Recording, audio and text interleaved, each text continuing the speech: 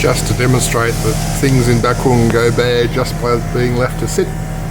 This monitor's been turned off for about a week. I've come and turned it on, and we seem to have lost illumination from the top left corner. Had that for must be nigh on 20 years, and it's finally given up. It originally, first problems it had were the vertical stripes, the pink one there and the blue one there, that made me take it out of primary service, so I got that other HP one that's in the lounge room. But yeah, well, looks like I'll be bringing over the 28-inch 4K screen to put on here, because that's not quite usable. No, I'll worry about that another day. Jabida managed to break this headset again, so I'll glue it up. What I'll do is I'll flex it open and drop super glue into that gap there, and then clamp it in position and see what that does. But given that she broke this again, what I've done now is I've given her my set, link that to her phone, and I'll take this set for myself once I've got it fixed up. Okay, that's done. I'll come back this afternoon and see whether it's any better. Standing here, I can see that they're getting the soffit under Nando's roof over there. So I'm thinking that when they finish that, it'd be good if they can come over and fix up this one. I hadn't really noticed that crack on the wall beneath my lounge room window before. Oh, another earthquake crack. Down here at the rice factory, it seems to me we've got a coat of paint. Looking good. And there's a bit of rice stirring and drying going on. Good weather for it. Hasn't rained for 3 or 4 days now. Well, apart from 0.3 of a million yesterday. So it's raining husks out at the back out here of the rice factory. I'd be interested to see what the pile was over the back of that fence. Hello, goosies.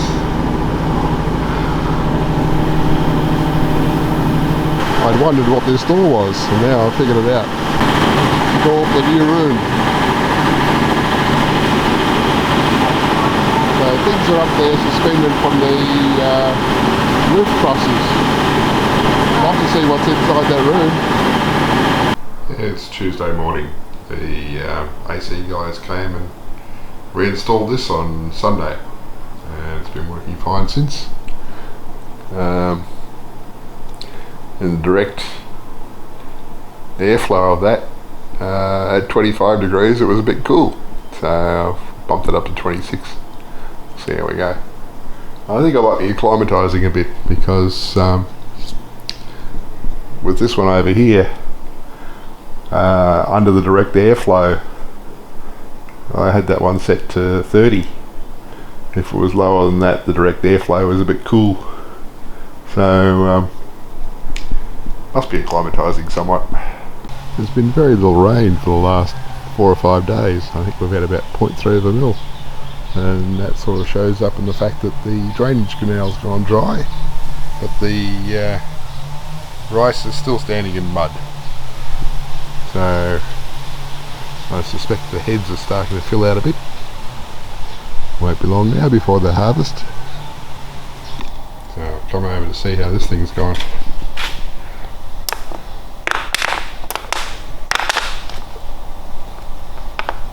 Might be okay for me to use. If that doesn't hold up, I have another thing I can do yet, where I've actually got a hot glue gun which I could try instead of the see this, still I don't know how well that's filled in there, but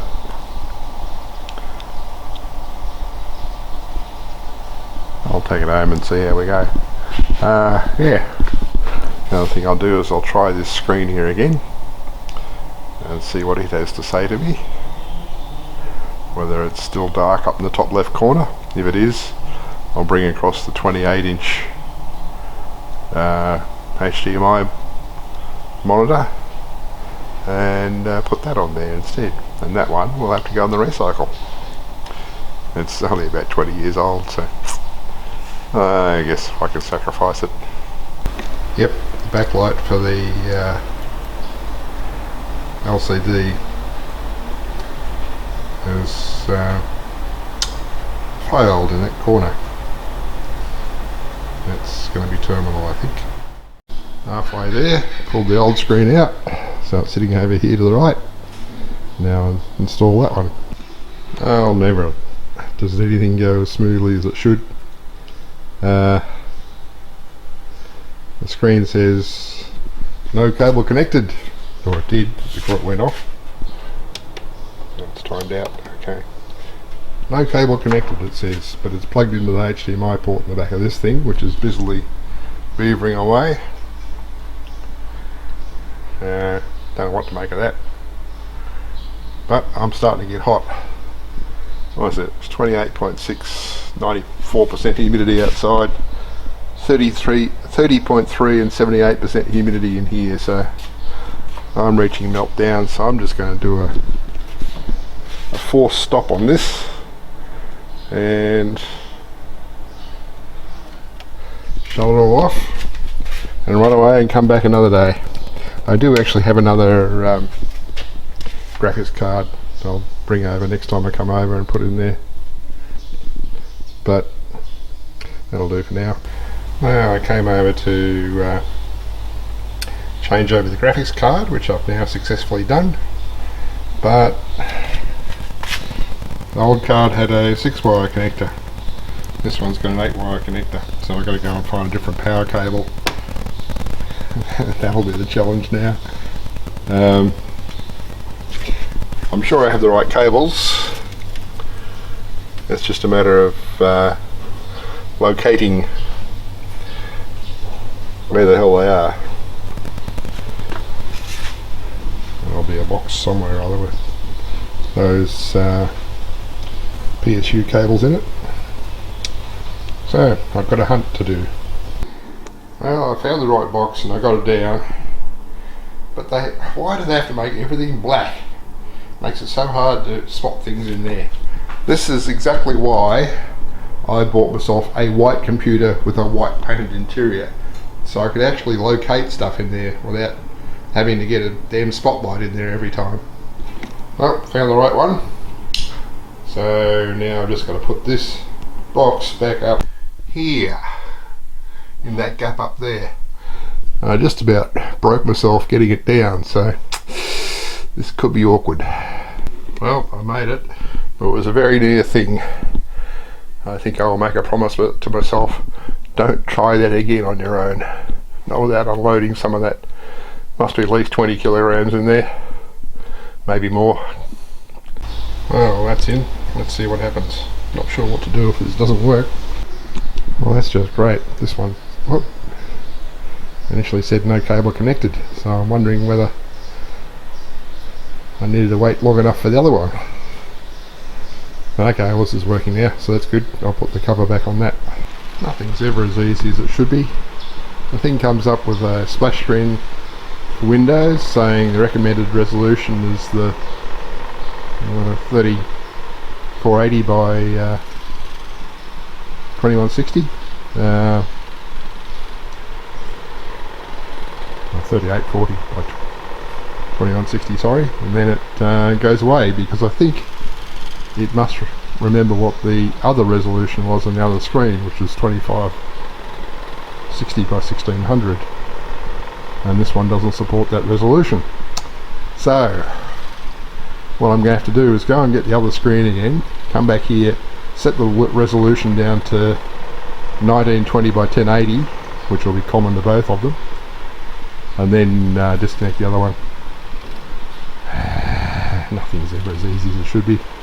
Well, I'm going to dream up plan C because that Dell won't even power up now, so that's really helpful. So yeah, bringing it back, that was really useful. I'm still convinced it's just an issue with resolution, or maybe with which monitor it thinks is the default monitor. I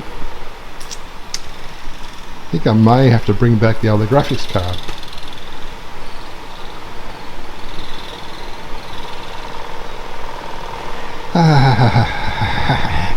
Frustration. My thinking for plan C was to plug in the smaller monitor into a VGA port over there, but of course that card I've just swapped in doesn't have a VGA port, which is why I brought this back.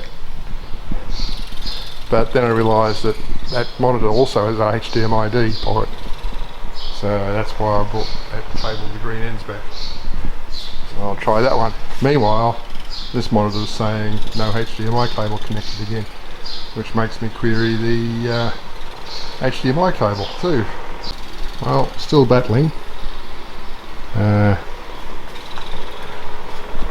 I can at least log in on that screen, but it sits there doing its looping loop like it's working very hard at something. I've asked it to do a restart and it's doing very loopy stuff. Well, I'm reaching meltdown. I'm going to have to walk away and go and sit in the lounge room for a while, because it says it's 31.3 degrees and 71% humidity in this corner, and that's taking its toll. I gotta go for now. Well, I seem to have it outputting to the HDMI screen on the original graphics card, but all I have is pointer. I have to boot it up. I actually got it to that stage on that screen first, and yeah. So that's what it's at after I told it to do a reboot earlier. It's, yeah. And that comes back if I jiggle the mouse. So that seems like Windows is not booting up properly. I've about had enough of this. Where to go from here is the question. Well, at least the screen works okay on it. And I can put that one back on the DVR that's underneath it.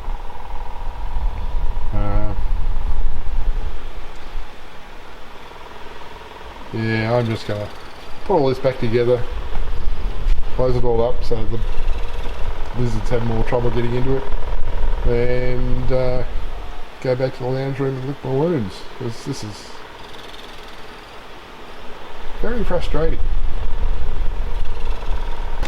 This is what I wanted the caulking gun for. That hook's hanging down there and the plugboard hanging down there. Not very good really, so I'm going to do a better job of that. It looks much tidier to me. It'll be even better when I get rid of that 3 bits of masking tape holding it in place. May do something to clip that up there, but yeah, not too fast.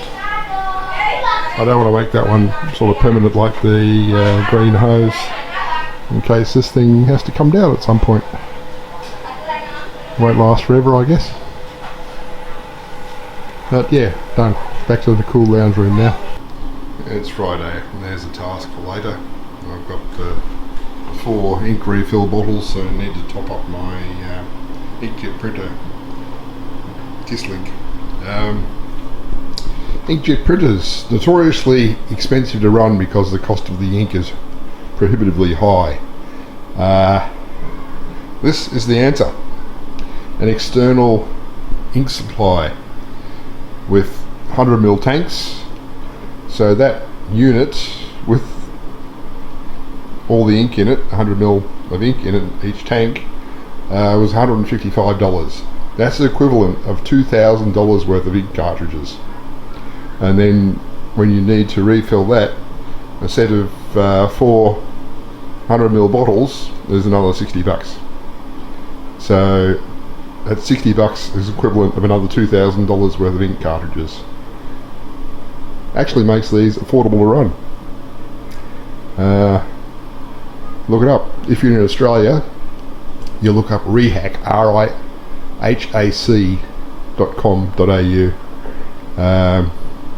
I went on there and they actually have a list of recommended printers, and this one was from that list. It's obsolete now, but if you look on there you'll find a variety of printers for which they have corresponding ink tank setups, and I would highly recommend it. And their phone support is excellent too. So yeah, save yourself some bucks there if you want to do photo quality inkjet prints. I'm here for another round with this damn thing. I'm going to try and use the USB key to do a system repair, if it will let me.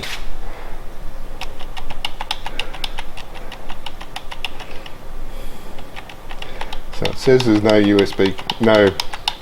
HDMI cable connected again.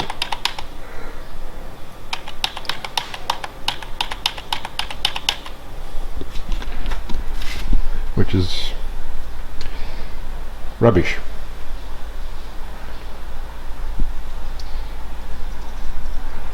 Don't know what's going on there, but what is it in here? It's 30.6 degrees, 72% humidity at 10:30. So I might not stick this out for long. Between the frustration and the heat, it might be too much for me. So that screen blanks. Don't know whether that means it's doing something or not.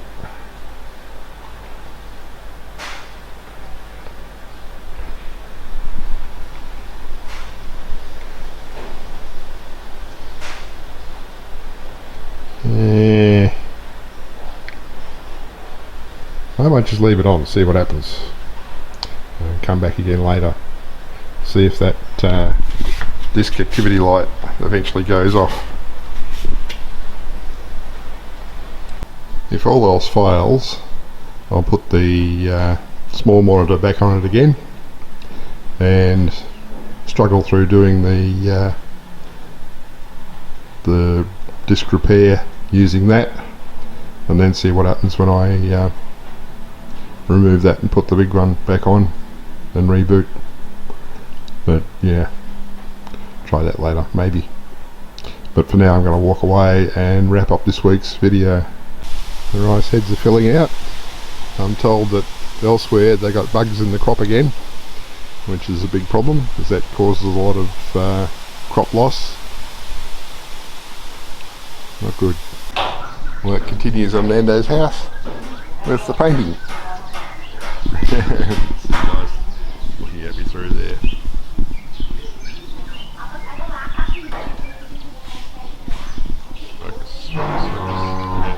Anyway, yeah, so painting grey. Maybe that won't show the dirt as much as the white. But yeah, work continues up there. Rice drying does continue at the rice factory. I wondered what was suspended from the ceiling trusses, sorry, the roof trusses up there, and as was opened this door, and it's basically a drop ceiling.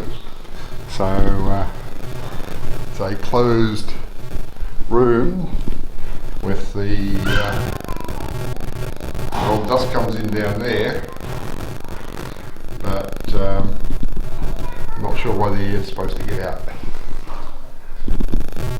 That's one way of containing the mess a bit. What do you know? I was sure that gasless MIG welder had been stolen, but it's magically reappeared. So I might just reclaim that sometime and take it back to the shed. By rights, that little genset could go back there too. Still don't see my orange 25 metre extension cable though. So the jigsaw and the impact driver are down here at the rice factory. I'll just make mental note of that for future. And this is the view from out the other side of Nando's house. And as you can see, they're changing out the windows because there's a window frame been removed from a number of those windows, and the hammer drill you can hear is the guy chiseling out the concrete from around another window frame on the left hand side there. But yeah, so it's a full renovation by the look of it. So much of it's going to be grey, but they're still retaining white for the very front bit by the look of it. But yeah, big renovation. So this is the north entrance. You can see that they've absolutely gutted it.